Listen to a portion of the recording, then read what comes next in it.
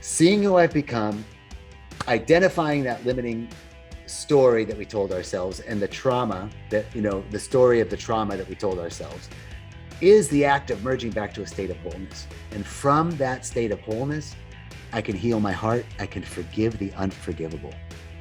And that's why this miracle lasts, because you can't undo that. You can't unsee the story that you told yourself. You can re-screw it. You can let it reroute again, but you still know. And we just get a little dusting off. We come back. You do your practice. You come back for the retreat once a year. We need a little dusting off, but you can't. This is why it lasts, because it's a real return to wholeness, and you can't undo that.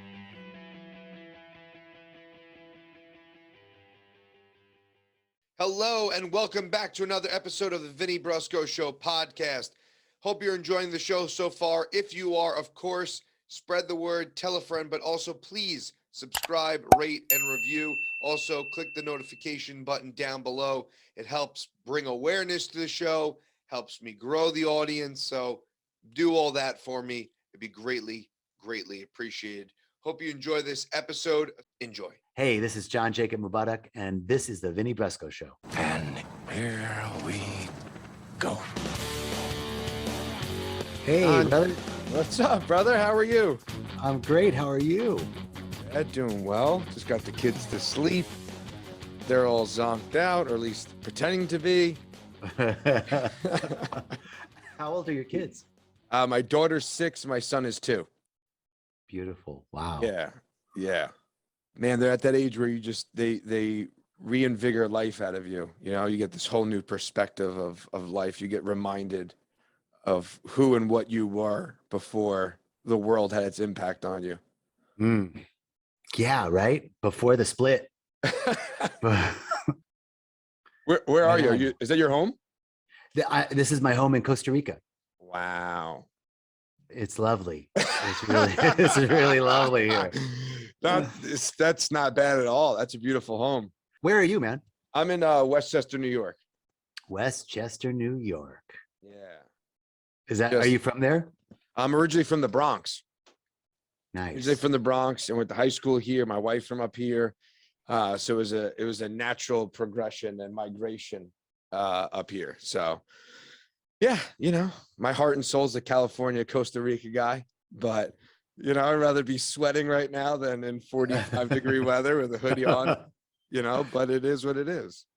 I don't know, man. I love it here, but I love the change of seasons and feeling Thanksgiving-y and Christmas-y, but it's so funny. Like here, Costa Ricans go, oh, it's Christmas weather. It's sunny and breezy. Where's my Christmas weather? I was like, I don't know, but this ain't Christmas to me. Where are you originally from? I was born and raised in Tucson, Arizona. Okay. So you didn't have Christmas weather there either. Well, it was Christmas to me because it was cooler. We got cold. We got snow every once in a while. I think I remember one white Christmas in my life. Yeah. But it was cold. It's not the Northeast. No, it's not the Northeast. So it wasn't Christmassy to you, but it was much more Christmassy to me than this. Yeah, I'm sure. Yeah, there is something about that time of year, and I don't really mind the cold. I actually kind of enjoy it. I think it's invigorating to some degree. But I was driving the other day to the barber shop, and I was looking at the trees, and I was like, God damn, this is beautiful. Like, this is just amazing. Like, and it kind of grounds you into like I was just driving on this one road, and for here, I guess you call it more scenic, right? But I was just driving. I was like, this is unbelievable. Like when you get to marvel at it all, you really do get a chance to, and you see the change, the change of the daylight and the change of the seasons. It definitely grounds. And it also, to be honest, not to be morbid about it, but it also kind of reminds you of like the life and death cycle of things, right? Like I was literally driving and looking at its beauty. And then like the next thought that came to me was like, this could all be removed like that. So like, appreciate it. Yes. Amen. Amen. Right. Amen to that. So I first heard you on Josh Trent's Wellness Force podcast. This was a few years ago, and I've been courting you to come on the podcast ever since. I know. I'm so sorry, dude. No, it's all good. Listen, it's scheduling. I get it. These things take time, and no more serendipitous and poetic than on 11/11 to be doing a podcast with you. So things happen for a reason. I love it, and I'm so grateful. Thank you for reaching out and for the invitation, and I'm just really honored. I really appreciate it. Thank you. Thank you for coming on. So I heard you on that podcast, and the minute it ended, I instantly thought I need to speak to this guy because the journey you were on seemed very parallel to many people's journeys, right? And it's the old hero's journey, whatever you want to call it, but it's really a humanistic story, right?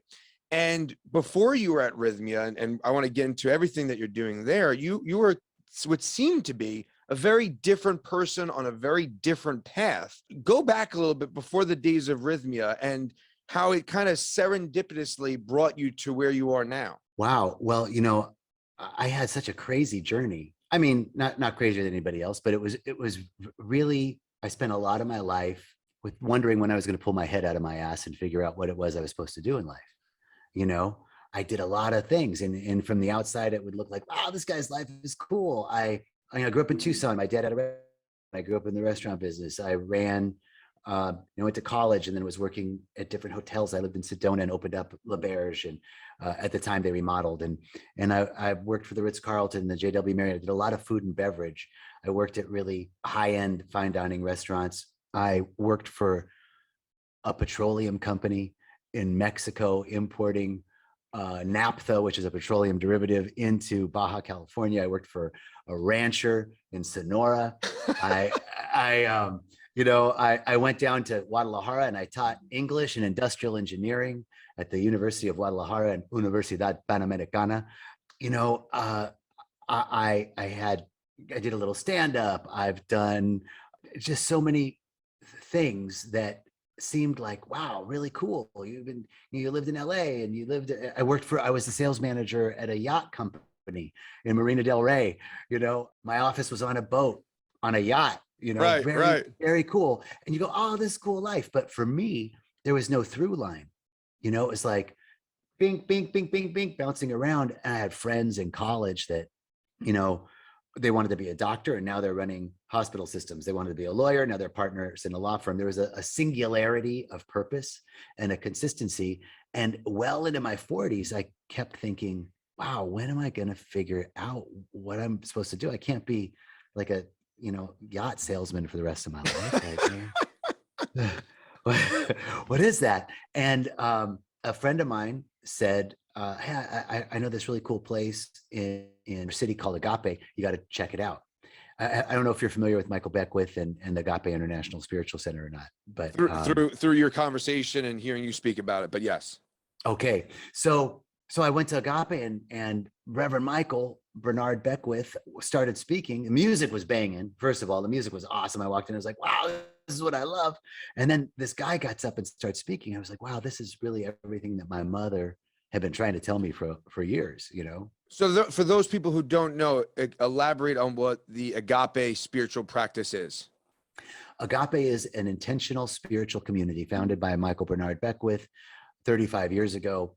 It came out of various New Thought traditions, Science of Mind, Centers for Spiritual Living, Unity Church. Those are all very similar organizations. And Agape is an intentional spiritual community in which individuals can realize their oneness with God, the universal intelligence and love that governs the universe. And through that realization of our oneness with the source of all of life, we awaken to our own potential, are able to activate our gifts and talents, and become a beneficial presence on the planet. That is the purpose of Agape, which pretty cool. That sounds good to me. Right? Like, really, really great. Like to wake up to who you are and to share your gifts and talents, moving from the me plan to the we plan, as Reverend Michael likes to say. So I started going to Agape. And at the time I was married. I was in a codependent and dysfunctional relationship. And my husband didn't like Agape. And so I snuck away like when I could. and then we divorced. And we were legally married in the state of California for 8 years. And when I divorced, I was like, wow, we fought for this. We fought for this, right? I don't think I want it. You guys can keep it. I'm good. I'll be in Costa Rica. Right. Exactly. So once we divorced, I started taking classes and became a spiritual practitioner, which is like a licensed spiritual therapist. And it was in that journey that I really realized my threefold purpose. The first thing that I realized was the only thing that really excites me is my own spiritual growth and development. And the second thing is to walk that path with others. And then the third purpose that came through that was I want to be in service to an idea that's really bigger than me and anything else. It's a world that works for the best and highest individual and collective good. So that became my threefold purpose. As I was graduating from and getting my license to be a therapist and sitting for boards and orals and all that, I got a phone call from somebody who was the same friend that introduced me to Agape, had started working for a stem cell clinic at Rhythmia. And she said, hey, we've got this, I'm working at the stem cell clinic at the spiritual retreat center. It's really cool, but we need somebody to come sell the stem cells. But it's a spiritual center. So we need like a spiritual closer. And I was like, well, that would be me. I was sales manager, yacht company, just graduated as a practitioner, got my license. And I came down to Rhythmia. And it was there that I really saw the truth of the biblical statement, all the years that the locusts have eaten away will be given back to you. Because at coming to Rhythmia, everything that I thought was wasted turned out to be preparation. International business, language, speech, public speaking, hotel and restaurant management, comedy, music, spiritual growth and development, like everything that I had done worked in that setting. And all of a sudden, a life that I thought was wasted turned out to be a life lived in preparation. I hope I answered your question. You absolutely did. And I loved when I heard that story. I love hearing it again, because I think so many people do get caught up in their current state and not seeing the bigger picture, not seeing that, we are exactly where it's that great scene in The Matrix. And I reference it a lot, but it's when Neo and Morpheus go to visit and they're in the elevator. He says, did we do something wrong? He says, no, it happened and couldn't have happened any other way. And he says, well, how do you know? He says, because we're still alive. And it's this idea that we are exactly where we're supposed to be. And sometimes we get so caught up in this future version of us that if you can identify and put to a purpose, that's beautiful. And we get caught up in the past version of us. And we so often and so seldomly are living in the present moment. And it's hard when you're, selling yachts and you go, is this what I'm supposed to be doing with my life? But not realizing that that is setting you up to climb another staircase to get you to a new landing and another landing. Absolutely. And this is one of the most powerful teachings that I've come across. And I'm referencing here, it's a universal teaching, but I got it through Pema Chodron in a wonderful book called Start Where You Are. And she talks about giving up hope. In this book, she unpacks 36 14th century Tibetan Buddhist slogans. And one of them is give up all hope of fruition. And the thought is that anytime we're wanting a better us, anytime we have this desire to improve, a better relationship, a better job, a better body, more spiritual, smarter, thinner, whatever it is that we want, the sincere desire to improve, the irony is that by wanting to improve, we're actually signaling that right now isn't enough, that right now there's something missing. And we're always then projecting ourselves into some sense of some fantasy of the future or some nostalgia for the past, and we're missing the infinite potential and possibility that exists in this present moment, and we're not accepting, right? Because the hope for improvement, the hope of a better future, is a rejection of the present, and any sort of condemnation or judgment of our current position only locks in that hamster wheel of thought that's kept us locked into where we're at. But the minute we can become present and accept that there's not one part of us that doesn't deserve to be accepted, not one part of us that doesn't deserve to be loved, and not one aspect of the present moment that isn't worthy of complete acceptance. It's only then that we short circuit that hamster wheel and begin to awaken, bringing our awareness to what's so, that then we can actually step boldly into the future, bringing our full selves. I follow everything you're saying, because we get caught up in this hamster wheel of thought, thinking that we're not enough. But ironically, we are enough, and we project into this future version of us that we want to embody. But by not being present and embodying it in the moment, we're depriving us of that potential future, which is really only living in the present moment. Absolutely. And even more, Did I get it right? very well. Yes. And even more than that, what I've really been coming to realize is the importance of joy, of enjoyment, of fun, of pleasure, of passion, because that if we really want to attract that thing, right, in the future, more money, a better life, wealth and prosperity, abundance, peace, harmony, joy, love, whatever we want to attract, we must become it first in consciousness. We can't have in the material world what we're not willing to become in our awareness. And the principle here is that consciousness precedes form.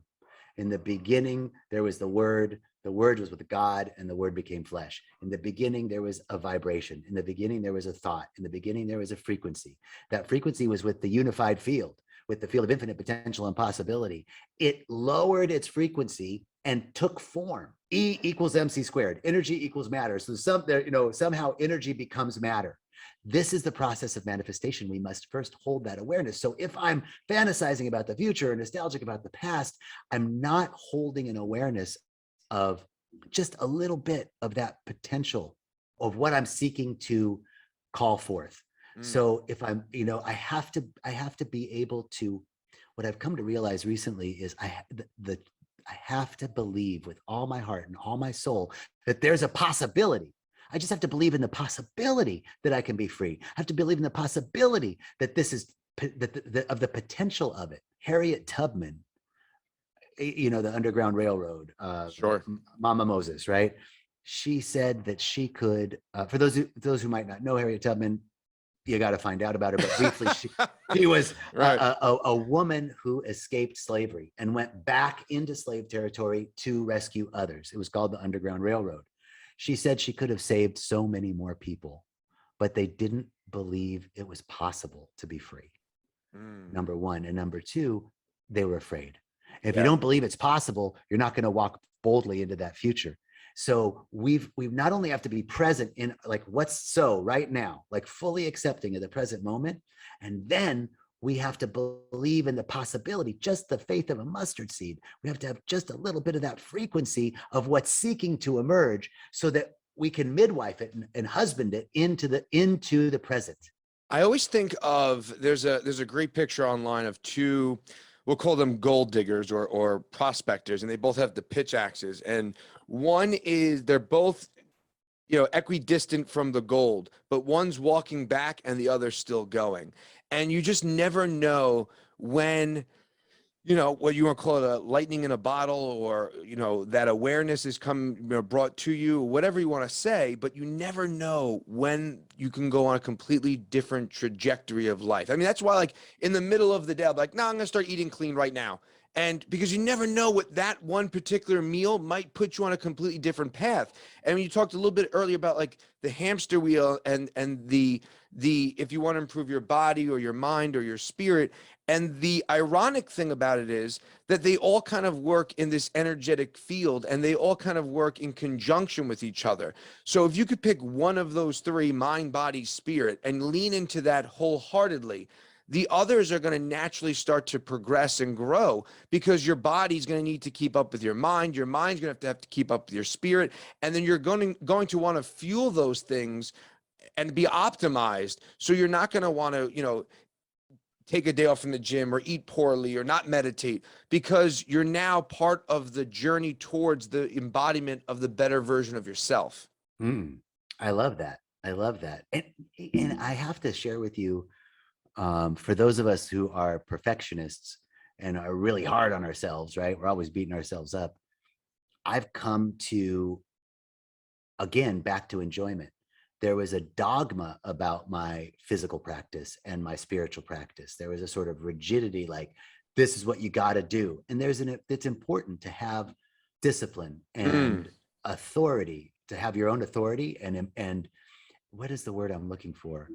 Sovereignty. That's the word. To be sovereign, right? At the same time, what I saw was I was so focused. I got to, work out, either cardio 3 days a week, movement 3 days a week, diet, nutrition, intermittent fasting, meditate here, breath work here, like, no. I'm following you. Yes. I know. I know that mindset. I know that rigidity. I know that lack of grace. I know exactly that mindset. And there is something to that. And I think absolutely Aristotle, Jocko Willink, discipline equals freedom. And I think ultimately that's what we're all in search of, whether it be financial freedom, spiritual freedom, physical freedom, whatever it is, there is this sense of freedom of the soul. There is this sense of freedom that I think we're all drawn to. And it is in that discipline that we're able to achieve that freedom. But the other side of that stone and the other perspective of that is you also need to give yourself some grace. You also need to realize you're human. You also have to realize that, yes, you're going to stumble, you're going to fall, and we're not all going to be this highlight reel of a Rocky montage. And this is where we come back to the idea of bringing our awareness to the present moment. What am I feeling? And bringing that awareness. And then the second piece that we were talking about is joy. So now everything kind of, like, the wheels came off at the hinges for me a few months ago. And it was a big, we're either, another wonderful saying that Dr. Michael Beckwith says is, you're either pushed by pain or you're pulled by a vision. And so I was pushed by pain for a while, and everything kind of fell apart. And just in these last few months, and now I'm folding in with joy, enjoyment, those things, the physical practice, with a little bit more. There's a discipline to it. There's a commitment and a consistency to all of my practices, but there's a different vibrational frequency, which is, I'm enjoying it. And some days I got to check in and maybe not push through. Maybe not just, some days you got to push through. Some days it's like, no, my body needs this. Or maybe I'm going to do a shorter meditation today. I don't have to do the full hour, whatever it is. So there's something about bringing joy and passion into the present moment, being aware of our current feelings, knowing that there's not one part of us that doesn't deserve to be accepted, even the part that might not want to do it. And the more I am bringing my acceptance to that, the less resistance there is, the more I then begin to naturally, like you were saying, if I'm focusing, free your mind and your ass will follow, I guess is the idea. Yeah. But it's hard because your mind will play the tricks on you, right? The deep thoughts, it knows all the nooks and crannies of your ego and your self-esteem and your fears and your bad habits and your fears ultimately, and your mind will play those tricks on you. Your mind will be like, oh no, come on, John Jacob, you could stay in bed for 10 more minutes. You don't have to go, it's cozy in here. And you have to learn to separate those voices, right? Those voices that say, come on, stay in bed. Or the voice, I talk about it kind of often. I was early in quarantine and COVID, I started doing some yoga, and I'm watching the video, and the girl's a perfect L, and her legs are straight, and my legs are shaking, and they're buckled. And in my head, I just hear, what are you doing? You're embarrassing yourself. And I literally stopped and was like, first off, who's speaking to who here? Right? I had to just stop it right where I was like, and who am I embarrassing myself? I'm in my living room by myself at 4:30 in the morning. But there's that voice that's going to say, go back to bed. So yes, I agree with you wholeheartedly, where you need to give yourself that grace and listen to yourself. But there's also that balance in knowing when you're really speaking through and what's really coming through. And I kind of think back earlier, like my earlier CrossFit days, when I was probably in one of the better shapes of my life, but it wasn't sustainable because it was built on listening to heavy metal and just really aggressive energy. And then I find myself doing Brazilian jiu-jitsu and trail running, and I feel very good, right? I feel good. And the result of that is looking a certain way, because you're just putting in this different energetic feel to it. And it's like you said, it's just out of joy and of harmony. And it's just, it feels energetically better and more sustainable. So well said. And while you were speaking, the word that kept coming to me is intention. Mm, How do we distinguish the voices that like egoic, like, you don't do that, just stay in bed, let's watch Netflix, it's okay, yeah, it's you know, versus that like, now you got to do it, you got to go, like they're both ego, right? right. But what's the intention? And when we anchor into intention, and intention is threefold. It's affirmative, not positive, but affirmative. And the difference there is you can be positive that this sucks, right? Right. I'm affirming something, right? So it's affirmative. I'm affirming this sucks. Right. Exactly. Okay. Well done. Well said. And the second is it's in the present tense, not like I will get up in the morning or I will work out, but and it's quality based is the third piece. So it's not about working out, but it's about health and vitality. Yeah. It's about, and now when I have my intention is unlimited health and vitality. Okay. Now, given the intention of unlimited health and vitality, that's present tense, quality based, and affirmative. Maybe sleeping in is what I need. Maybe getting up at 4:30 in the morning and doing that, yoga is what I need. Based on the intention, and I think that's another key. There's a great technology there that we can utilize and help us to distinguish the voices in our heads that tend to bring us back to self-defeating, limitation, lack, worry, doubt, fear, and not enoughness. Before you got to Rhythmia, did you have any type of spiritual practice? Were you meditating, sensory deprivation? Were you doing were you expressing yourself in that way and channeling things that way? Absolutely. I mean, Agape was a big part of my life, has been since 2008, 2009. I came to Rhythmia in 2017. So let's rewind that then. So when you were selling the yachts and jumping job to job, or I wouldn't say that way, but when you understand what I'm saying, with your previous, even Agape life, were you doing anything, or were you starting to do anything? Were you seeing the kind of the Maya unfold before you?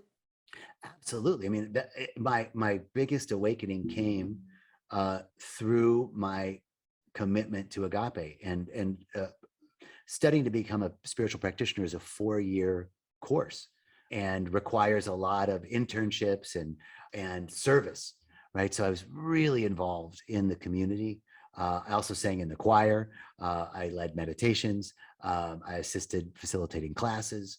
I worked with Reverend Michael in his office and answered emails and helped with retreats and, traveled with them and did all of those things that, yes, absolutely. I was meditating and working on my physical, body temple, taking classes. So there's like some pillars there, like sacred service, sacred study, meditation and breath work and all about, working with your body temple, all of those things I was doing. And for many years, the 10 years that I was at the yacht company were the 10 years that I was at Agape. Okay, so those overlapped. Yeah. And it got to be a little bit of a contradiction because not only were we selling yachts, but we also did yacht charters and we'd have these big, Hollywood parties. And so you were there, but you weren't there.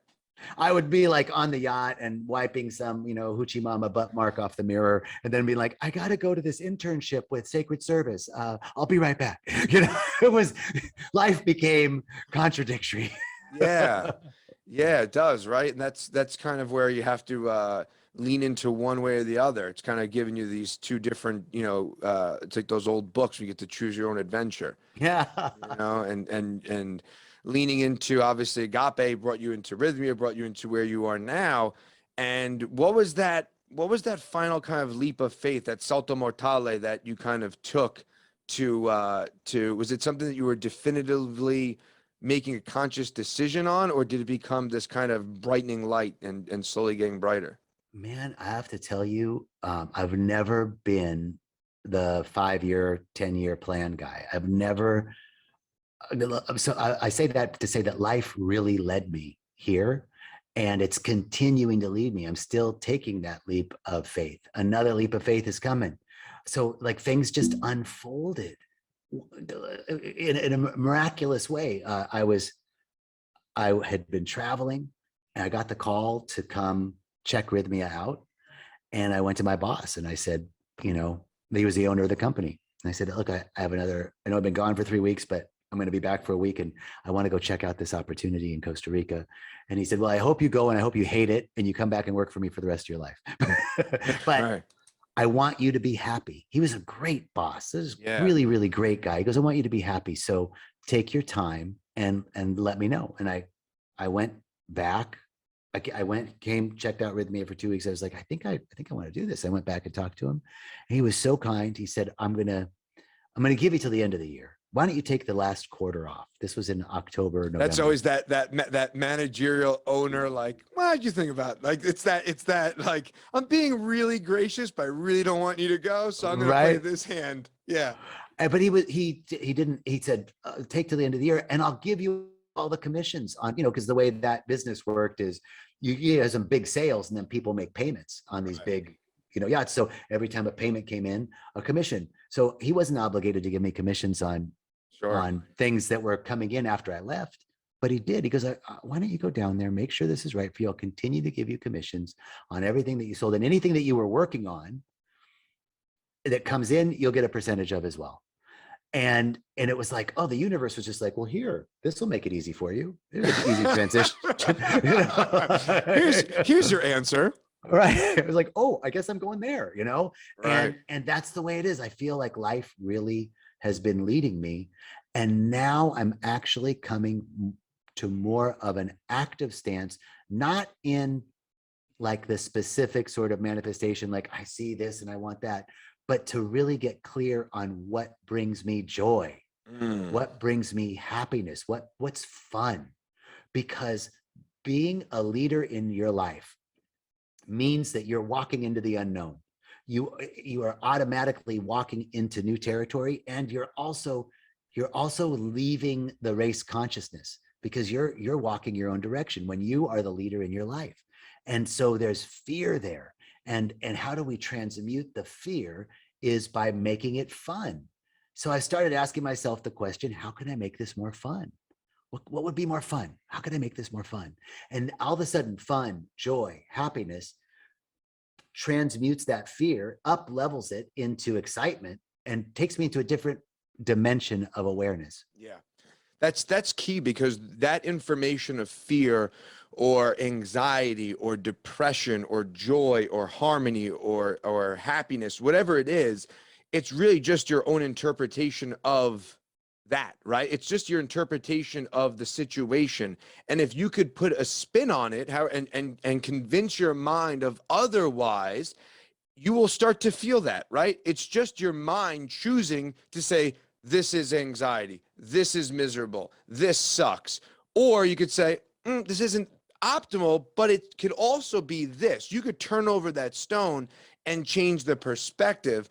But whether it be our ancestral DNA or our fight or flight syndrome or nature versus nurture, whatever you want to label it, it defaults to the negative. And you do, to some capacity, however you have to make that right in your mind. It's not something you have to do, but if you want to go on a different trajectory, you need to be able to stop it dead in its tracks and bring awareness to it, call it out for what it is, and now say, I'm choosing to do something different with this data. Because it's only data. It's only information, and it's your body's interpretation of this, and it's just choosing a particular path. I would even go farther and say that we're not aware that this is just anxiety or this is just fear. That's the key. That's the part of bringing our awareness to it. So much of it is we're just we're fused with the anxiety. Right. And we say, I have anxiety. It's like, no, you're experiencing it in this moment. You don't have anxiety, you have brown eyes. Right. Well said. Right. But here's a technique that I learned that I'd love to share with you and with the audience on identifying what's going on. So first of all, something is occurring. There's a big transition in your life, or you have something that's bringing you some level of anxiety. You're feeling worried. You're feeling whatever it is. That's right? a good word, Face. Okay, good. Yeah, good. So first, take 3 deep breaths. Right, just begin to interrupt the thought. 3 deep breaths, and then get in touch with how you're feeling. What am I feeling? I'm feeling anxiety. I'm feeling worried. Okay. Well, humans don't do anything without getting something out of it, right? The whole game theory piece. So the next question is, what are those emotions? What are those feelings? What are they serving? What purpose are they serving? Mostly they're probably serving to protect you. I don't want to get hurt. I don't want to look like a fool. I don't want to lose my job. I don't want to whatever. So, okay. So now we've taken a breath, we've identified the feelings and emotions, and then we can ask what purpose they're serving. Once you identify that, you can thank them, like, thank you, fear. Thank you, anxiety. I really appreciate you wanting to protect me. But that program is no longer valid. That program is no longer valid, because now that's how, then you've taken a breath, you've interrupted the emotion, you've now canceled that program. And now I can step into, because I have a faith that everything's working together for my good, because I know that everything's always worked out for me. If it hadn't, I wouldn't be here right now. And I've been through some shit. So I know everything's going to work out. It always does. I know, right? Whatever affirmation, that's one of my favorite affirmations. Everything always works out for me. So I interrupt the thought, thank the feelings for the purpose that they've served, delete it, no longer valid, and then can affirm some truth, some universal principle. I'm walking forward. I know there's some fear here, but it's going to work out. I've always been led. It's always worked out. Something along the I love all of that. And I refer to that as matrixing your emotions. You know, you see it coming towards you, and you slow down and you dive out of the way and you take the bullet out, you open it up and you look inside and you go, what is this about? And you have to take that and exactly what you said, it's disrupting the pattern of thought, reverse engineering it, and getting back to the root of what it actually is and where it's stemming from. And once you could identify that, then you're able to break through that barrier and come up with an affirmation that is going to put you in a different mindset. But therein lies where so many people get caught up, because the awareness of that is one thing, right? But now it boils down to accountability and discipline, right? The discipline to do that, be the gatekeeper of your mind at all moments, right? That's fucking hard. I mean, every moment of the day, of every thought, to try to disrupt that pattern and that frequency, it's almost impossible. But to have a net good at the end of the day, and to be in even a zero, right, is better than being in the negative. So if you can disrupt it to the point where you just zero out at the end of the day and go, all right, I manage, then you're able to take the next step and break through. But I think that breakthrough has to come from, for me, it came through going into sensory deprivation and going into the abyss of myself and being radically honest with myself and allowing that subconscious thought that's lingering anyway. It's going to happen anyway. Those thoughts are happening somewhere, bringing them to the forefront, and now interfacing and interacting with those thoughts and having an honest conversation and discussion with myself about where their origin comes from. And for me, that's the difference between, reacting to something and responding to something. And for me, that was a huge line of demarcation in life. Absolutely. The responsiveness versus reacting is key, and everything comes with awareness, like back to, let me bring my awareness to right here, right now, and not push anything away, not go into it. It's sort of like putting the car in neutral, right? If I put the car in neutral, I can rev that engine and peg the tachometer, right? I can be angry, I can be sad, I can be happy, I can whatever. I'm in neutral, I'm observing it. There's a sort of detachment from it. The minute I engage it, the minute I put it into gear, that's when damage happens, right? When I engage it, when I go into it. So we don't want to pitch a tent over there or set up camp in fear, doubt, lack, worry, limitation, whatever. We don't want to push it away. Everything's fine. Right, we want to be, this isn't happening. All is well. Right? Right. Like, we don't want to deny it. We don't want to go into it. We're just observing it.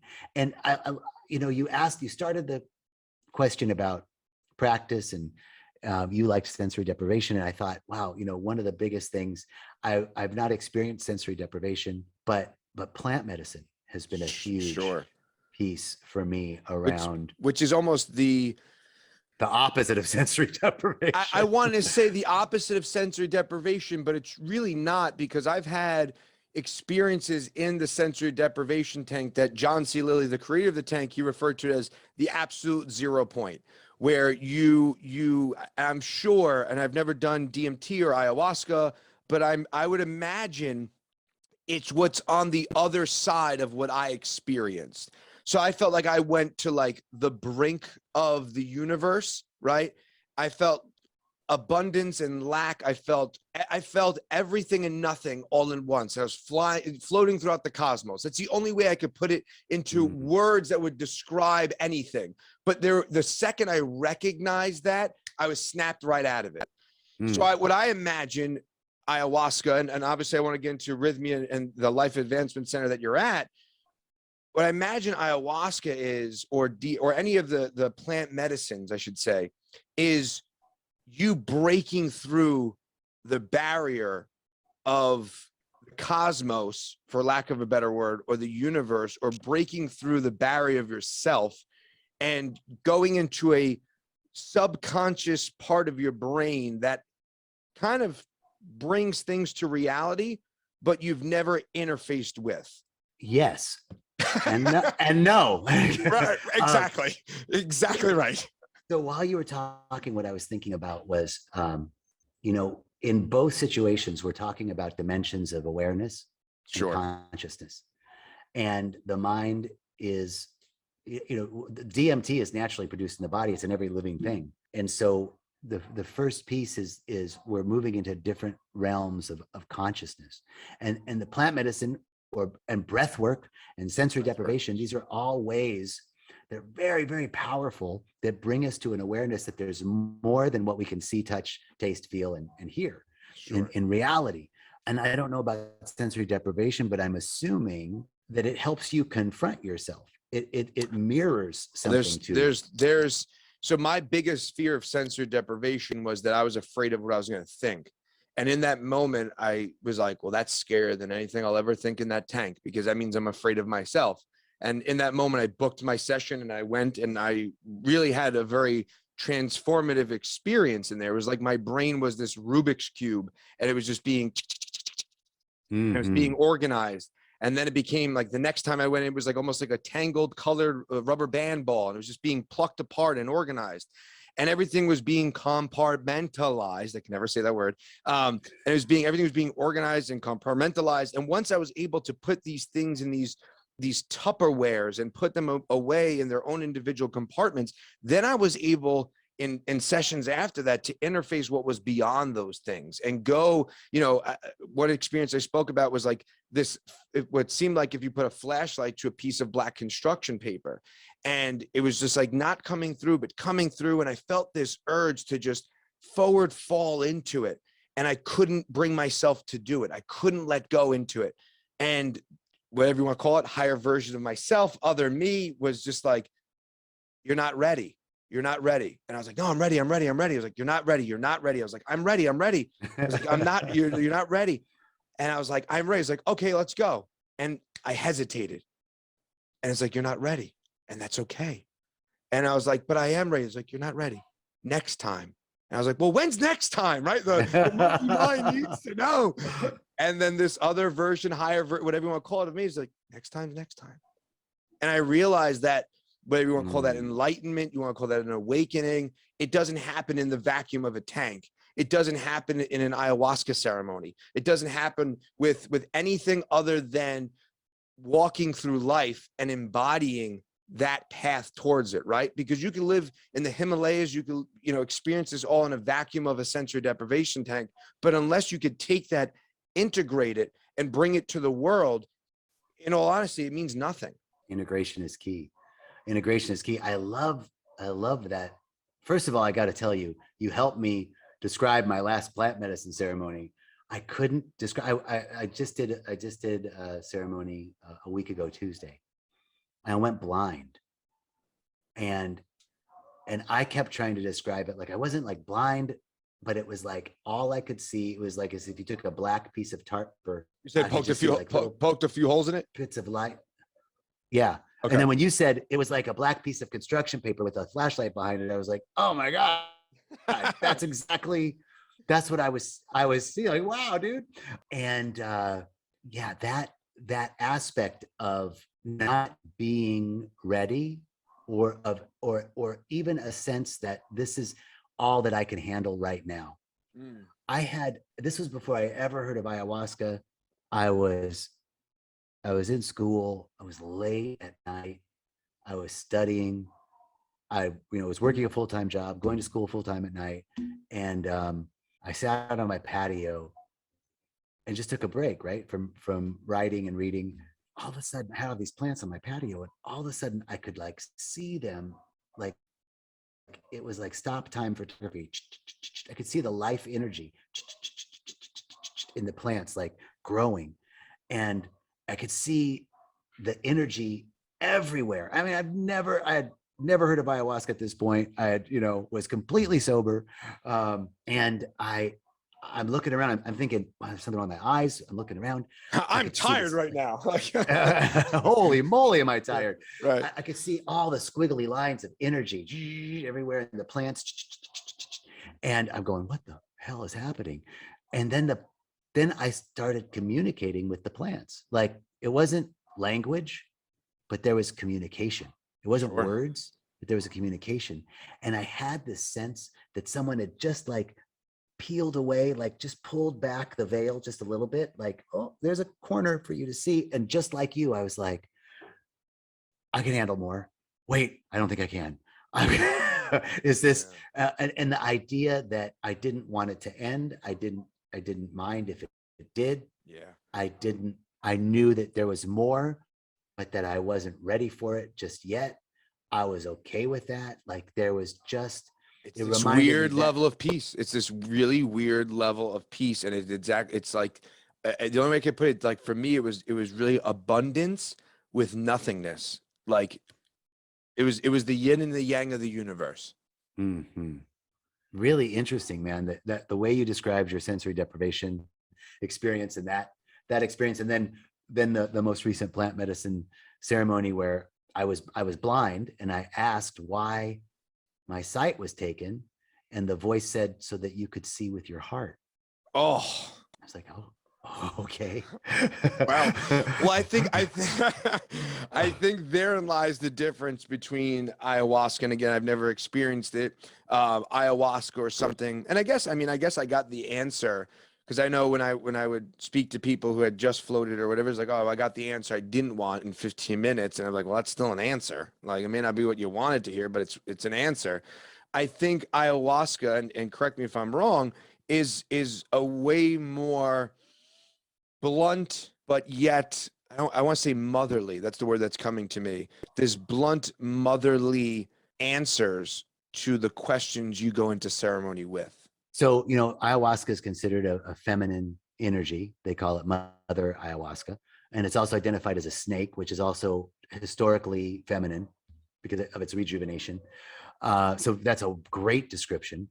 I rarely, like, for example, I hadn't done ceremony in a long time, and I really felt called.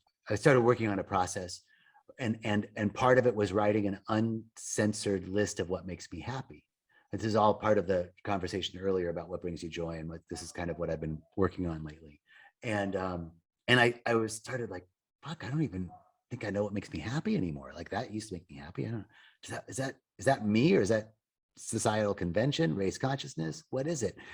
And then I was like, wow, I don't even know if I know my why. What's my why? I started really doubting everything. So I'm going to go to ceremony. And my intention was to know my why, and to have a clear personal mission and vision, because I had written that years ago, and all of a sudden it didn't seem valid. So I go. Well, did it not seem valid, or do you think that you've reached the point where you could check off all those things on that list, and now it was time to level up the game?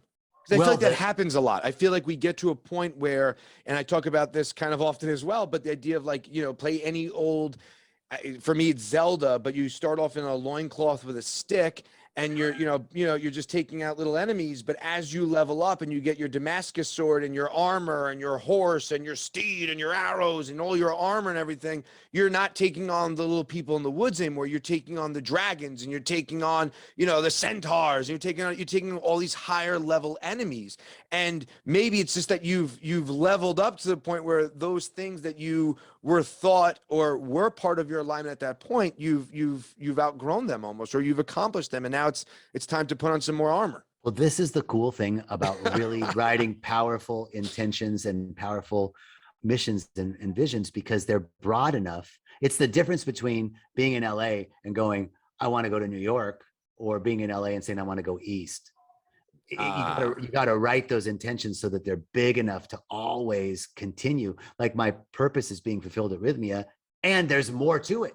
This isn't the end of it. Right. So what I found was actually this is kind of in response to your question of like, ayahuasca gives you these answers, right? Blunt, motherly answers to the questions you come in with. And my experience is, you're not getting answers. You're getting an awareness that you've always had it within you. So for me, yes, I understand. Yeah, that really was it. Like, I went in, and my sight was, I said, I want, what's my why?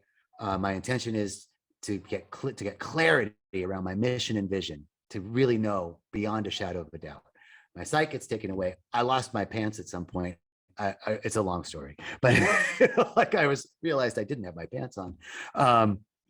I was out in the grass, and I collected myself, came back in when I was ready. When it was hours, and I finally could start to see again. And I came in, and I came into the Maloka, or the temple, and the thought was, you have to believe with all your heart and all your soul that you know your purpose. I'm not going to tell you. I'm not going to write it out for you. You know it. You have to believe you know it. You have to believe with everything that you have. That's the faith of a mustard seed. You must have that. And then, so I just started saying, I know what my purpose is. I know what my vision, I know what my mission is. I know it. And a few hours later, downloads, writing came, everything, started to come forth. It goes back to what we were talking about earlier. We cannot have in our material world that which we are not willing to become in consciousness. We must believe it. We must have it in our awareness before it can manifest in our experience. Yeah, and that's what faith boils down to, right? Belief in an unseen reality, and there's a knowing behind it without a shadow of a doubt. And I think we get misled. I mean, I can only speak for myself, but the idea of faith and religion, and we start to pair those things together. And I grew up Catholic, and now I would just say I just believe in, you want to call it God, you want to call it the universe, you want to call it whatever you want to call it, I'm cool with it. But that's what I believe in. It's whatever. But yeah, without a shadow of a doubt. And I think that's a beautiful way to put it. It's not, I'm going to give you the answer. It's, you already know the answer. It's the alchemist, right? It's the invoking of what you already know about yourself, and now having a new relationship with that. I want to talk about Rhythmia a little bit, because obviously with what seems to be a newfound, for this side of the world, relationship with plant medicines, and whether it be psilocybin or ayahuasca or DMT or any cannabis, there seems to be this shift towards these type of modalities, and this shift towards plant medicines, and it's becoming way more accepted in the general pop culture of things. I want to talk a little bit just about Rhythmia itself, and what that does, and how it is considered a life advancement center, and ayahuasca, and kind of bring all those things to the table, and what's actually transpiring there for people who don't know. You got it. Rhythmia is a remarkable place. By the way, my cousin just came back, I think a few months ago. Who's your cousin? Amanda Brusco. Oh my God. And she was like, it was the most transformative experience of my life. I remember Amanda. That's really cool. I didn't know she was your cousin. So okay, Rhythmia is a week retreat, Sunday to Sunday, Saturday to Saturday check-in. It is a unique combination of ancient modalities and modern technique. It is not a traditional ayahuasca retreat out in the jungle. I mean, we're in the jungle in Costa Rica, but it's like a 5-star resort. And Look at your house. It's really nice. It's a little cheaper in Costa Rica than it is in New York or LA. Let me tell you. Right. But the resort is really beautiful, and it's farm to table organic food. There's volcanic mud baths, colonics, massages, yoga, meditation, metaphysical classes. We're a medically licensed facility. So there's MDs, PhDs, psych PhDs, registered nurses, microbiologists, all there on property as well. And then there's breath work and plant medicine are the other modalities. It's this unique combination of those things inside of a week. And what happens in a week, people release 40 years of trauma. It's remarkable. We see it week after week. Here's the thing. Rhythmia, we have 3 group intentions when you come to Rhythmia. And the first intention is show me who I've become. The second is merge me with my soul at all costs. And the third is heal my heart. So let me just break down those 3 intentions.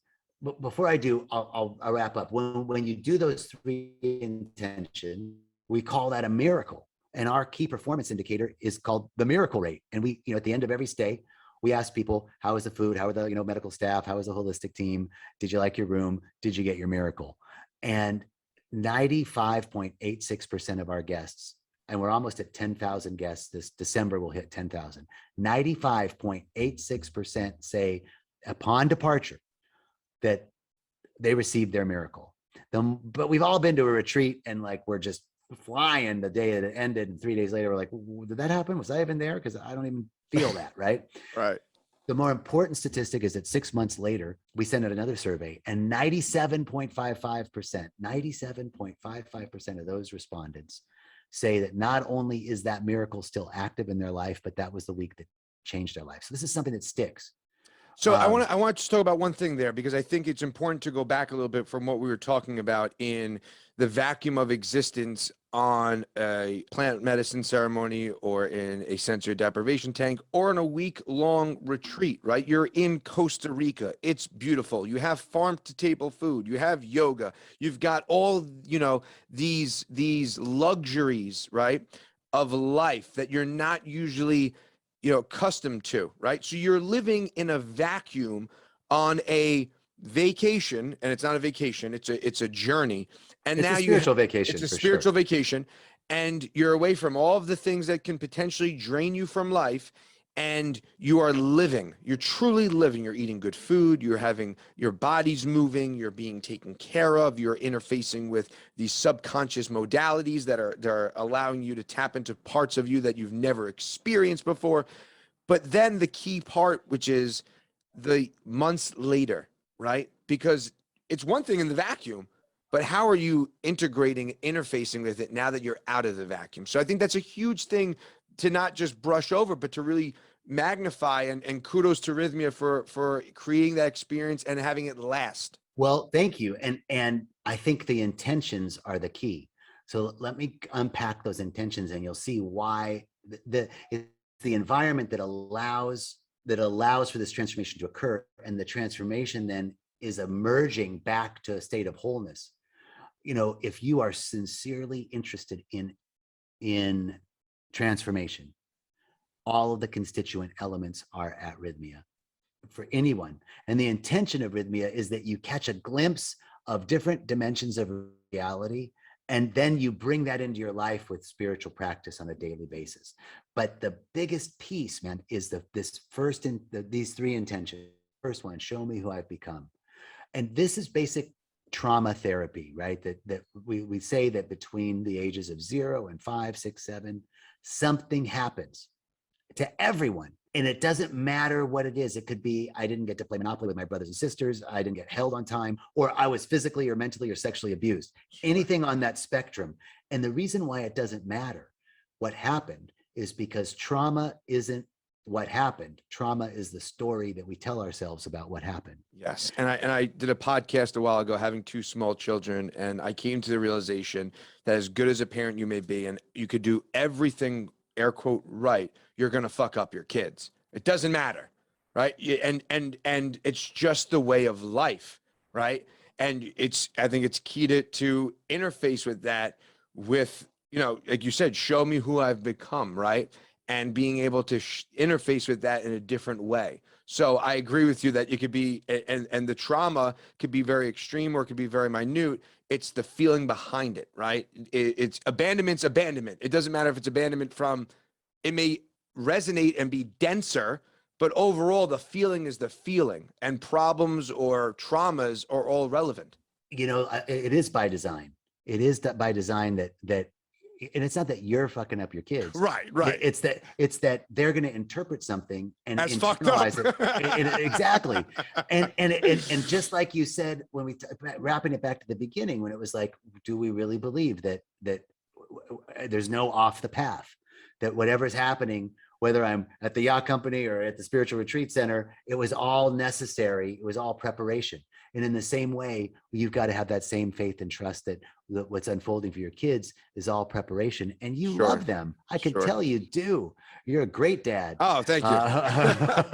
I could just tell. I bet your daughter and son tell you that too. Yeah, for sure. Show me who I've become is the idea that we're whole and complete. Like you were saying, kids are the best way to show you that, what wholeness was, who you were before all of society started messing with you, or we started embodying or taking on the race consciousness. So we're whole and complete. We're happy. Everything's cool. And I don't get held on time. Now, we don't consciously go through this process, but what we're saying to ourselves is, well, I didn't get held on time. I split. Because I wasn't enough. Who I was being at that time wasn't sufficient to get my needs met. Or I was physically abused. I split. Because if I was good, if I was better, if I was the right person, that wouldn't have happened. If I was enough, basically, at some essence, if I was enough, that wouldn't have happened. So I split from myself and project out who I think I need to be in order to get my needs met. Who I become isn't the trauma. Who I become isn't the story I tell myself. Who I become are the coping mechanisms that I use to not feel the trauma. So if I felt, for me, it was, I'm the last of 6 kids, also a Lebanese Catholic family. My parents and everybody's much older than me. I couldn't play Monopoly with my brothers and sisters when I was little. I said I didn't belong. Wasn't traumatic. I just said I didn't belong. That story was internalized. Who I was wasn't enough. I don't belong. So who I became was funny and smart and helpful and slightly codependent and don't rock the boat and, let me not cause any trouble. And I want to make sure you like me and all of those things, so that I didn't feel like I didn't belong. If I were those things, if I was perfect enough, if I met your needs, then I would get the feedback that through acknowledgement that I was okay. You have been able to play Monopoly, but at the same time, it was never like, hey, John Jacob, you can't play Monopoly because you're not enough. It was just like, well, we're playing Monopoly. Like it, right. But it's how we take that, and now we start to just create new relationships with things that are transpired in our lives. And it's exactly to your point. It's just something that sets up. We split. We project out. We become the jock, the slut, the smart one, the funny one, the responsible one, the drug addict, the fuck up, whatever it is, that who we think we need to be in order to not feel like we don't belong or we're not enough or we're stupid or whatever it is, right? So that's the first thing. So then we go living this projected life, and then something happens like, I used to like these things, I don't like them anymore. The song remains the same, but the face has changed. Like it's my 8th relationship and everybody I date is cheating on me, or every job I get, there's backstabbers. Like everything's kind of repeating itself. We start to see this projected self is like a counterfeit currency. It's no longer sufficient. And that's why people come to Rhythmia. But we live this life as a split life. So the first intention is show me who I've become. Show me what I'm not willing to see, think, feel, hear, or know about myself. When we see that, that is the act of merging with my soul. That is the act of coming back to a state of wholeness, because I see, oh, that's not the truth. It never was the truth that I didn't belong. It was a story I told myself. It never was the truth that I wasn't enough. We come back to a state of wholeness. We say that plant medicine done wrong will answer every question you have. Is this the right guy? Is this the right girl? Is this the right job? Should I be living here? What's my purpose? Blah, blah, blah. It'll answer all those questions. But plant medicine done wrong. Plant medicine done right eliminates the questions. because from a state of wholeness, I know what's right for me. I know what's next. I know if this resonates. So seeing who I've become, identifying that limiting story that we told ourselves and the trauma that, the story of the trauma that we told ourselves is the act of merging back to a state of wholeness. And from that state of wholeness, I can heal my heart. I can forgive the unforgivable. And that's why this miracle lasts, because you can't undo that. You can't unsee the story that you told yourself. You know, you can re-screw it. You can let it reroute again, but you still know.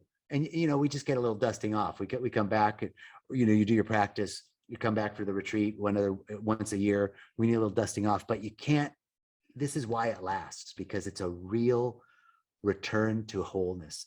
And you can't undo that. Yeah, I think you could find that wholeness through different ways, right? Whether it be hobbies or, I think it's chasing a dragon, right? It's finding, for me, it's like finding flow states, things that create a flow within myself that I'm like, okay, this is who I am. This feels right. It's overall, it's a feeling, right? But what ayahuasca does and plant medicine does, it puts you in an accelerated trajectory towards that, right? It may take it's like saying, I can meditate every day, or I can go into a sensory deprivation tank. I can meditate every day, or I can go live in the Himalayas and, go into a cave, right? You can achieve these things, but it's just going to take a lot longer. Brother, you are so right. And the amazing thing is we really do see people releasing years and years of this stuff. Like, I've been to therapy for 10 years. I've been doing this. But something shifted dramatically in this week. The plant medicine it's a consciousness. I believe in pan consciousness. Like, there's a consciousness to everything. And this particular plant, this sacred plant, like the other plants like psilocybin and iboga and wachuma and peyote and all these other plant medicines, right, are high vibrational levels of consciousness. They're like a concentrated drop of nature. And all relationships, whether it's a relationship with my boss or with my lover or with my dog or with God or with the plant medicine, all relationships are sacred mirrors reflecting back to us the areas within us that are seeking to be healed. And ayahuasca accelerates that. It's like it's reflecting back to you. So frequently, people come and one person is like, oh my God, I saw visions and there was a spaceship outside and then I got in, I figured it was for me. And then a Buddha was there and it took me to this Chinese restaurant and we sat with Jesus and we had tea. It was, like there's somebody else like, I just puked all night. Fuck you. Right. Like, I want what they had. What if you gave me something different, right? So, right. And so the person that's like, oh my God, it was wonderful. And the person that's sitting there like, I didn't see anything. I drank and I just was sick all night. This isn't for me. You stop and talk to them and you go, so how are you feeling? I feel like everybody's getting it but me. Oh, do you feel that way in life? Well, yeah, I do. I feel like I'm kind of excluded from everything and like other people get to excel and I don't. And okay, well, when's the first time you remember feeling this way? Oh, I remember feeling that way when I was little and my blah, blah, all of a sudden the plant medicines, whatever you're feeling in that moment is heightened and it's bringing forth whatever feeling is coming up is the very thing within you that is seeking to be healed. Yeah. That's the way it is with all relationships. The relationship with the plant medicine is accelerated. Now, in addition, it's not just the plant medicine, but it's this really unique program at Rhythmia of 4 plant medicine ceremonies, 3 breathwork ceremonies, hot pools, cold pools, saltwater pools, saunas, volcanic mud baths, colonics, farm-to-table food, community, classes, meditation, yoga, all put together in this way to elicit a particular response. So that's why Rhythmia is not a traditional ayahuasca retreat. Do you think that doing an ayahuasca retreat like at Rhythmia in comparison, and you mentioned like going into like the jungle and doing it in a different way, do you think that there's a more of an authenticity by going into like the depths of the jungle and really like you're in now? It's just like there's I don't want to say danger element, but you don't have the medical team, you don't have some of the cushier amenities. right? So do you think that there's kind of something taken away from that by doing it at a more like arrhythmia? Well, I have to say that Or do you think the experience is the experience and what you're going to get from it, whether it be in the jungle or you be in a flat in New Jersey, or if you're going to be in Rhythmia, what you're going to get from it is what you're going to get from it, no matter where you're doing it? no, I don't believe that. I've had many people who have come to Rhythmia and they've, done a lot of plant medicine. And they've said after our first class, you come and you come in on a Saturday or Sunday, do some breath work, you hang out, have fun. Monday, there's a 3-hour workshop on about your miracle and an introduction to plant medicine. And then Monday night is your first ceremony. And what we teach in that 3-hour workshop, I've had many people who've done a lot of ayahuasca before say, if I would have known what you guys teach on that Monday class before my first journey, it would have changed everything. Wow. So there's something really unique about Rhythmia. Now, this just came up for me. You ask, is it more authentic to go to the jungle? There's something I went, right? I wanted to experience that. That's cool, right? It's not like one's better than the other. Sure. I might also assert, the thought came to me that there's a level of appropriation, right? When we're like, I'm coming from the United States and I want to have an authentic experience with a shaman in the jungle, there's like an ego behind that. Yeah. right? But so both are great, but there's something really powerful about the unique program at Rhythmia because it is this blending of ancient wisdom and modern technique. I think it's a little easier for a lot of North Americans to come and feel safer. A lot of people. That was what I was going to say. There's a safety element to it that, if you go off into the jungle, you might not, let go as much because of the safety element, right? Knowing that there's a medical staff, there's trained professionals, there's amenities, there are some of the luxuries and comforts and conveniences of traditional life. You're able to let go a little bit more than if you're sleeping on, in a tent in the middle of the jungle and you have to worry about getting bit by a snake. Or that the person you're with doesn't speak English, all Or that stuff. Or that. No, I'm not. I'm a firm believer in the Rhythmia process. I've been there 4 years. We have about 3,000 to 4,000 guests a year. So I've seen lots of people, lots and lots of people come through there and have tremendous insights. And I think that the medicine, the plant medicine that's conscious is being used, is expressing itself in all these different ways. So for someone, it's going to be in the jungle. For someone, it's going to be at Rhythmia. For someone, it's going to be another retreat center. All are great as long as you are a sincere seeker on the path. Now, all that said, I don't know of any other place that has a metrics like Rhythmia that can tell you that almost 97 out of every 100 people that walk through the door are going to get what they came for. Yeah, the shaman. I don't know the any shaman business. in the jungle is not going to send you a email for a review and follow up to make sure if you're okay. Now, brother, I went to Peru. I've been to, I've done those things, and they're amazing. They're Sure. amazing. I'm in no way saying Rhythmia is the only. No, I know. Rhythmia is really amazing, and it's a great introduction. And then a lot of people go to Rhythmia, and then they feel more comfortable taking that leap and going to a more traditional retreat. And then and 30% of our guests come back. I mean, over and over again. It really is amazing. Show me who I've become. And Merging with my soul. Yep. Heal my heart. Yeah, those are 3 big ones. I'll say that. It's funny when you're talking about purpose. I thought about a conversation I had with a buddy of mine, and I said, "How's your soul?"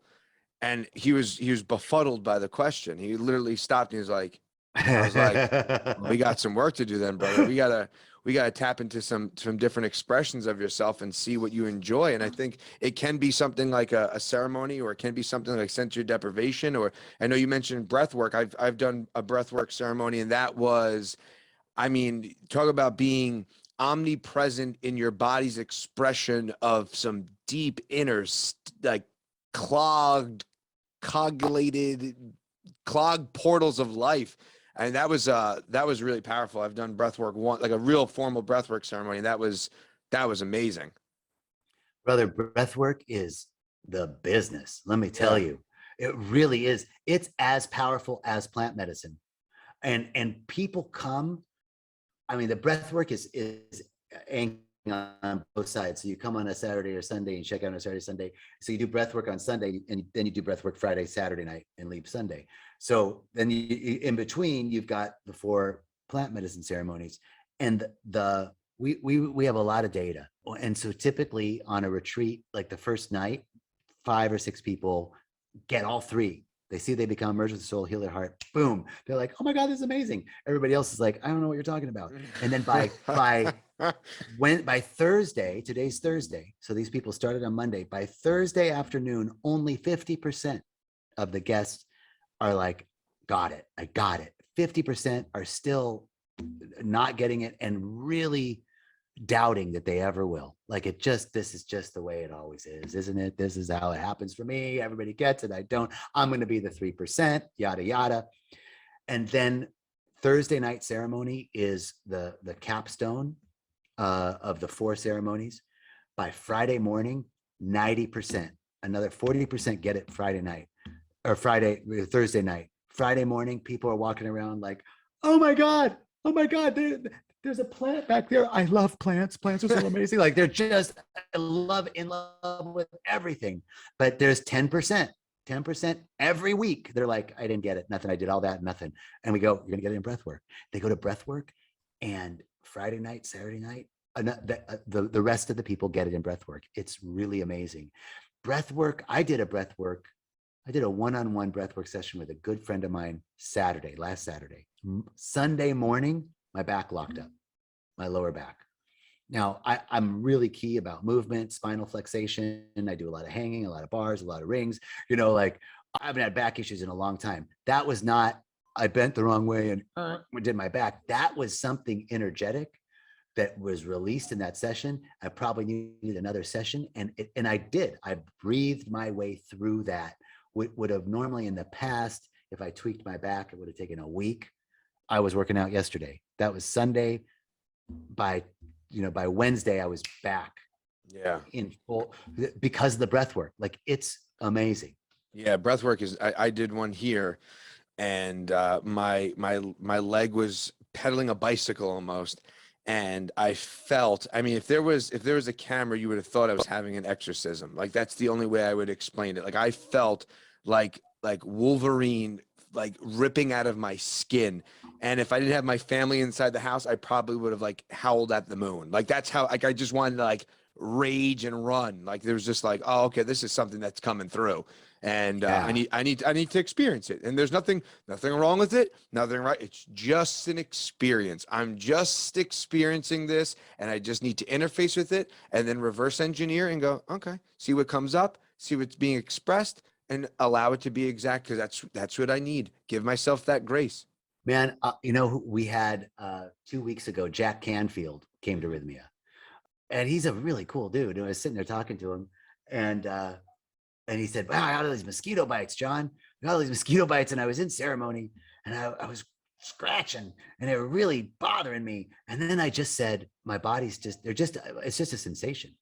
My body's just experiencing this sensation. And I know it's such a simple thing, but I think it fits with what you were talking about. Like, I'm just experiencing this. Right. That's bringing your awareness to it, and you're no longer fused with it, but it gives you a little bit of space, or grace, as you called it, that just a little bit of distance between you and the experience. Yeah. It allows you to be more responsive than reactive. Yeah, and that'll happen in meditation for me. I'll sit there, I'm like, I got an itch, and I'm like, well, is that a real itch, or is that my body just trying to get out of this meditation and shake out of being like in a state, right? Like, is that a real itch, or is that just my mind playing tricks on me? I know you talk a lot about, and you spoke a little bit about it earlier, joy, right? And you spoke a little bit about today on your Instagram story with walking the path and enjoying yourself. And I think that's such a key component, and societally we lose that. I think we get immersed in jobs, and I know you spoke about that as well, and I want to talk about it a little bit more, but especially someone who's gone from doing these different jobs to living a life of purpose and job and a career in this, that transition and that experience, I think is so many, and I can speak for myself as well. It's soul sucking when you're in a space where you're like, all right, here we go again, right? Like I always joke around people at work. I'm like, how you doing today? They're like, living the dream. And my response always is, as long as it's yours. And they're all like, no, it's not mine. I'm like, all right, well, That's a great response to that. Yeah, let's figure that out then. Talk about that a little bit. I mean, you kind of gone on that journey a bit, and you seem to be in a place. And again, it's always evolving, it's always changing. You know, how do people break out of that cycle, or how do people lean into the path of joy? Yes. A softball one, if you will, an easy one, John Jacob. Yeah. Well, I have, so let me get more specific about the question. So you're talking specifically like someone's in a job that's life sucking, right?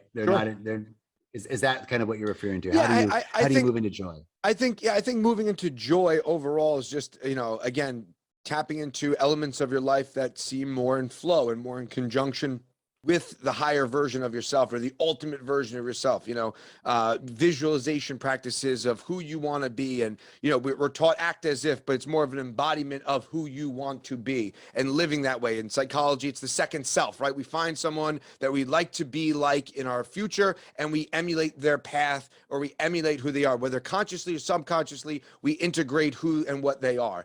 And I think that that's part of embracing that and going on that journey. But how do does anybody kind of transition into a space of joy, whether it be a job or whether it be just a mindset? You've talked about flow states a couple of times in the course of this conversation. And, the difficulty of that question comes from the mindset of, I've got to do this. I'm in this life-sucking job, or I'm in this situation that I don't like. And I want to get out of it, but I can't. I'm stuck. I got to pay the bills. I got to do this. Well, the truth is that and this is what I talked about today, that the attractor of the idea that hard work makes us deserving of some benefit. Yes. Right? That's a story that's not true. And that actually being in those flow states, being in that state of enjoyment, of passion, is actually the attractor field that attracts more abundance, more joy, more prosperity, more health, more vitality. The key to short-circuiting that old cycle comes back to awareness, right? If I'm in a job that I hate and life sucks, and I'm just in that's my mindset, like living the dream, fucking hate this, then I'm going to use your response too. I'm going to think of you every time. I'm like, Please do. I hope it's your dream, baby. No, it's not. Okay. So right, we're starting somewhere. The first piece is that awareness. Again, back to that beautiful Pema Chodron teaching, is that anytime I want something better, I'm saying that right now isn't enough. And the universe has a reflective nature, and is going to reflect back to us what we put in. So if I'm putting in not enough, I'm going to get more not enough. Let me just accept what's so. Let me give up any hope of anything better than this moment. Because any time for me that I've fallen into compulsive behaviors that actually pull me back, right? Because I'm not wanting to deal, like this sucks, so I'm just going to go into compulsive behavior. The moment before a compulsive behavior kicks in, it's always that this isn't enough. I'm not enough. This moment isn't enough. Something's not enough. So how do we get to joy? Because I asked that because you think of something like Viktor Frankl, right? And the idea of man's search for meaning, right? And I think that when you go onto a path of betterment, and I'll use betterment or enlightenment or the ultimate version of you, the God self, invoking what you know about yourself, whatever you want to add to it, it seems as though, and I think you are a speaking example of this, of it's a recognition of being good, but wanting more, right? And being okay with that relationship, right? Like you said, I'm in this space, but now I'm climbing another staircase now. I'm going to another landing now. And I think it's that relationship that we have to become comfortable with. There's the importance of speaking your life into existence, and also being present in the moment and being grateful, because no matter how bad things are, we have so much to be grateful for. And in this way, we begin to anchor ourselves. I'll tell you what, dude, little games that I would play with myself. I lived in the marina and about a mile from work, and when I was at the yacht company, and it was a great job. I was on a boat, blah, blah, blah, but it was sucking the life out of me in the sense that it wasn't what my soul was wanting, but I couldn't at that time see my way out of it. I didn't know what am I going to do? And it was just a mile from work, and I had to drive because I'd have to drive clients to different docks around the marina. So I had to drive to work. I'd leave my seatbelt off because the noise that the car made with the seatbelt off reminded me of the plane, of being in an airplane. And when the captain goes, the seatbelt sign has been turned off. You can now move around the cabin. Ding. Right. That was the car that I had that noise. And so I would leave my seatbelt off, and I'd be going in my heart. I'd get up, I'd work out, I'd have my meditation, everything would be great. And then I'd be like, I'm going to work, and I'd go get in the car, ding, and I'm going on an adventure, ding, ready for adventure, ding. I would say that to myself for years, going to work. And someone, that was years ago, right? And someone I saw recently, they were like, look at you, you're just a global, flying all over the place, doing life and living in Costa Rica. And they go, look what you did, And I told them that story, and they were like, that's the truth. You really brought that forth. So we work with our minds. We anchor ourselves in the present moment. Viktor Frankl is a great example. The only power that we have is our ability to respond. Jack Canfield, E plus R equals O. Event plus response equals outcome. Event plus response equals outcome. Same thing as Viktor Frankl, right? Like, the only thing we can do is respond to the present moment. We have to anchor ourselves in the present moment. Then we can work with our minds and the power of our minds with affirmations and seeking, as you call yourself, a journeyman for hire, or a spiritual practitioner, or right, and starting to take classes and starting to find the things that bring us, that make us happy, that bring us into those flow states. And the first thing is to find out what it is. What do I want? What would I love to experience? What would I love to experience? And we begin working in that way. And then the universe starts to respond to that. Bam. Yes. So here, it's exactly the next thing I was going to say, because when I graduated, got my, sat for my boards and my orals and got my license to practice in California, I thought, well, how am I going to enjoy the same level of prosperity that I had as the sales manager at a yacht company and become a spiritual practitioner? So I thought, well, I'm going to have to get an office, and I'm going to have to start seeing clients, and I have to figure out how many clients I have to see per week. And I have to, charge this much per hour, and da, da, da, da, da. Very logical, very Newtonian, right? Right. Da, da, da, da, da, da. That could have worked. It would have been really slow. Are you that person by nature? I don't think no. you are. Yeah. But I didn't know what else to do. I was like, I guess that's the way, because that's coming from my past, right? Like, well, that's it's logical, right? It makes right? sense that would be all right. That makes sense. I need to make X amount of dollars. Let's back end that into per client, and here we are. Right, and so I'm doing that. I'm going to 100 clients a day, and I'm like driving around town looking for office space and daydreaming about that. But something in my heart was like, this just isn't the right way, dude. But I'm proceeding.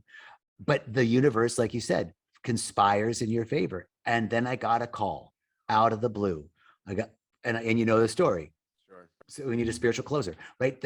That's not the way the quantum field had it. The Newtonian field was like, yeah, cause and effect, go for it, baby.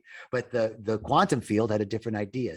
So when we put those things into motion, things conspire around us that move us and lead us in a different direction. There's another great book by Michael Singer called The Surrender Experiment, which talks about his process of the very same thing and how life just led him. That's his phrase. I love that phrase. Life led me. I was led by life from here to here, and all of the resistance that he had at each moment, and all of it working together. It encompasses everything that we really have been talking about. But that's the piece is surrender to what's so, that acceptance, creating, figuring out what brings you joy, starting to move in that direction. We begin by trying to fit our practice into our life, trying to fit our spirituality into our life, trying to fit our positive thinking into our life, trying to fit this stuff into our lives. And eventually our lives fit into that. eventually our life fits into our spiritual practice. Eventually our life, I'm sure that's been your journey too. Yeah, very, very part and parcel, very similar. And I think the surrender element is really the difficult, right? The letting go, the falling into that draw of that light in the sensor deprivation tank, or, embodying the seeing with your heart and not with your eyes. You have a knowing around that, but it's the surrender to that. And it's kind of similar to Dr. David Hawking's book, Letting Go. It's the same idea of just allowing yourself, and now we have the science in the quantum space to back that up, which is even more remarkable. And there is an element of the Newtonian approach to things, is like that, like you said, da, da, da, da, da, da, da. And while you're planning, right, it's the old expression, while man plans, God laughs. You're planning da, da, da, da, da, da, da, but behind the Maya, behind everything that you're planning out, there's this cosmological, universal, galactical alignment that's transpiring, that, like you said, it's not happening in this way, but behind the curtains, there's this whole stir going around, and it's all starting to line up for you. And then again, it shows up in different ways, and not in the way that you traditionally would have thought. And it makes it like, oh, the success. And it's, I'm reading Think and Grow Rich, and it's the opportunity presents itself, but not in the way that you think it is. But it's the same, but it's recognizing the opportunity. Because when you recognize the opportunity, guess what? It's already gone. So you need to prepare yourself, whatever that means to yourself, whatever that means to you, you need to prepare yourself so that you could be ahead of the opportunity. Beautiful. I love this idea of surrender, right? And I have been working on this idea of the 5 elements of surrender: patience, trust, faith, awareness, and meditation. It really covers a lot of the things that we've been talking about. Surrender isn't to give way to another's authority in this sense. Surrender is to release all of the struggle, all of the striving, to have faith. And faith, as you said, the evidence of things unseen. Now, I grew up Catholic as well, and I rejected a lot of it for a lot of years. And now, as a metaphysician, I see the great teachings in Jesus. And so I'm digging on some Jesus. Jesus. I was listening to a podcast and I forgot who it was. And I'm so mad I forgot it. But there was a skateboarder, a famous skateboarder, and he had a picture of Jesus in his house. And someone he was talking to was like, "Oh, were you like into Jesus?" He's like, yeah, some dude who walked around, just spread good energy. Yeah, I'm all about that. Like, we have this dogmatic relationship to who Jesus is. And growing up Catholic, you're like, this is Jesus, this is God, you're good, you're bad. But when you break it down and you get to a point where you go, oh, I get it. He's just a dude who had good vibes and walked around and spread them. And then he came across some really negative energy who didn't want his good word getting out because they wanted to, take over everything. I get it now. I see past all the nonsense. Exactly. Yeah. Jesus is just all right with me. And there's a story in the Bible. First of all, I'll give you this. Another book that I want to recommend to you is The Disappearance of the Universe. And it talks a lot about Jesus and the way the Bible was developed. And in that, there's a saying that says, if you want to know what's the word of God in the Bible and what's the word of man, if it's not unconditional love, it's not the word of God. And I thought that was a great way to read the Bible, So there's a story in the Bible about this guy. This is around faith and surrender. And the story in the Bible about a guy who is hanging around Jesus and just being near this guy. He's so, being near Jesus, he's so Jesus-like. he catches it, right? He gets it. It's like if the Dalai Lama walked in the room, you'd just be like, oh, yeah, I just feel this sense of peace. Like there are these people that have such gravitas, right? They carry this atmosphere with them, right? They're so centered. So he's just around Jesus, as someone, as Ernest Holmes would say, a man who kept his wick trimmed and burning bright. Right. So the guy's around Jesus, and he exclaims, "I believe." And the next thing he says is, "Heal thou my disbelief." I love that story because it shows that we catch these glimpses. Oh, I see it. I got it. And then immediately our old thought patterns kick in, right? And so we have to have faith in this. First of all, we bring our awareness that that's part of the pattern. But faith is this evidence of something unseen. And we know that everything proceeds from the formless to the form. So everything that we are seeing here All physical reality is an expression of a singular energy, neither created nor destroyed, but transferred or conveyed into various forms. The first law of thermodynamics: one energy, multiple sources, multiple expressions. So if faith is the evidence of that, if life itself is material world is the expression of something unseen, that's faith. We must bring this faith, this absolute fundamental rock bottom belief that there's something greater than the sum of the parts, right? This is the first element. I have to surrender to that. I have to give over to something greater than my little s self. I have to lean into my big S self, or as I like to call it, my big ass self. Right. So, Right. something greater. The second part of surrender is trust. Like I have to trust and faith kind of go together. Like I can see in nature. I studied with this guy in Ghana, brother Ishmael Teta. And I love him. He was like, nature is my teacher, and I was like, yeah, right. So we can look in nature and see that every winter has a spring. Every dark night of the soul has a dawn. Every, there's these cycles in nature that we can trust in that. We can trust in the fact that it's going to be okay. Everything, the precursor to the chaos is a precursor to order. These are the aspects of nature teaching us. We can see in nature that whenever things are chaotic, it's always a precursor to order. We can see that every biological and physical system seeks homeostasis. So I can trust that everything's working to be in balance. But when you're in that space, when you're in the dark night, or you're in the cave, when you're in the darkness of it, it seems as though that light's never going to come, or that light at the end of the tunnel is just a freight train, right? It's just the idea that, oh fuck, like this is not this. I'm in the shit. But I think, to your point, recognizing that you're in the shit right now can potentially give you the hope, knowing, to what you're saying, and correct me if I'm wrong, that there's going to be the other side of this. And you have to lean into the belief and the faith, right, behind that. And when you were talking a little bit earlier of the idea of like believing, and then, right away we fall back to our default programming, I thought of like, the old Looney Tune cartoons for whatever reason, but like Coyote, when he's chasing the Roadrunner and he goes off, or any cartoon, they go off the edge of a building and they don't realize they're not on ground until they look and they're like, oh shit. And then they fall. But if they didn't look, they probably wouldn't have fallen. To the same Bugs Bunny cartoon, do you remember Bugs walking upside down and he goes, I don't believe in the law of gravity. I never studied law, right?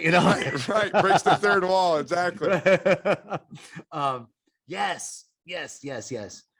Just to put a bow on that, the last two pieces of that trust, we can really look, every one of us can look in our lives. We don't have to be great metaphysicians or spiritual practitioners. We can all look in our lives and see that we've always gotten through. No matter how bad it's been, we've made it through. So, it's always worked out. Otherwise, we wouldn't be here. Something actually turned out okay. So everybody can anchor into some aspect of that trust, like it's going to be okay. And then patience is the other piece, and I'll be very brief on this one. But let me just give you some platitudes and some cliches. But you can't rush the oak tree out of the acorn, right? You can't rush the caterpillar out of the chrysalis. Everything takes its time. We have to realize that. Like there's a process, there's a rhythm to life that comes back to trust, and that comes back to faith. Like I can have trust in the rhythms of life. I see the rhythm of life everywhere. The sun always comes up. A very powerful woman who runs a nonprofit organization in Watts, California, she's in her 80s and super, super powerful, really amazing in the community. She sent me a text one day, and all it was the sun rose today. Everything's in order. And I found so much solace in that, right? Like, yeah, but we don't see it from that God point of view, right? We see it from our humanistic, Google Earth, street view, and we see it right in front, you know, what we're interacting with right directly in front of us. We have Amazon Prime. We don't have patience anymore. We need everything right now when we want it, and we don't lean into the patience element of things. And that's an amazing. I'm going to send that text to myself every Isn't that day. great? I'm like, It's you so need to good. send me that every morning. It's so true. It's the Jocko Willink, like, good, right? It's the same idea of like, you're still alive, right? The Matrix thing I referred to earlier, we're still Yes. alive. So there's always the opportunity for something else, something more, something greater. The sun rose today, we're still in order, right? We're not spinning out of control in the cosmos. We're still in order. And if that's your starting point, your foundation, that's a great place to start. Amen. Amen, brother. Her name is Mama Hill, and she has an organization called Mama Hill's Help, and she helps inner city youth. She's I love an it. amazing being, an amazing woman. And awareness, we talked about already, you know, that bringing our awareness to simply keeping, like, just bringing my awareness. Like, so often it's not like, oh, the sun rose today, that means I gotta go to work and life sucks, right? You know, like, can I just, and there's nothing wrong with that thought if I'm bringing my awareness to it. Oh, I really feel like life sucks today. Okay, that part of you deserves to be loved and accepted too. Let me just bring my awareness to it. The more I try and push down I shouldn't be feeling like life sucks. I should be positive. I should be like Mama Hill and the sun rose and everything's in order. And like, that's more of that hamster wheel, right? Like, let me just bring my awareness. Like, okay, today I'm feeling like life sucks. Now I'm at least aware of it. I'm not just walking blindly. So awareness, meditation is the final piece. And I think we both would agree that meditation is that process of stilling the mind and just observing, paying attention to that which is unchanging, real, eternal, and true, right? Yeah. Just bringing our awareness to the body, recalling our attention to our breath, just coming back down to the most basic. I'm breathing, my heart's beating, my body is breathing in and out. I'm just right here, right here. And it's from that place, when you talk about how can I bring joy, how can I build a consciousness of joy, that getting down to the minutia of it is to bring the consciousness of joy. Like, I have clients that come to me and they'll be like, I can't pay my rent, right? And you go, okay, well, we're going to build a consciousness that all your needs are met. So let's start right now, right this second. Are your needs met? Like, do you need anything right now? No, I'm good. Okay. So right now, in this moment, my needs are met. So can I feel that? Can I feel like right now I'm okay? My rent's due in 3 weeks. I don't know how I'm going to pay my rent, but right now I got a roof. Right now I'm okay. And now the next moment, my needs are met. Now the next moment, my needs are met. Right now and right now and right now. So we build moment by moment, breath by breath, an awareness. All my needs are met.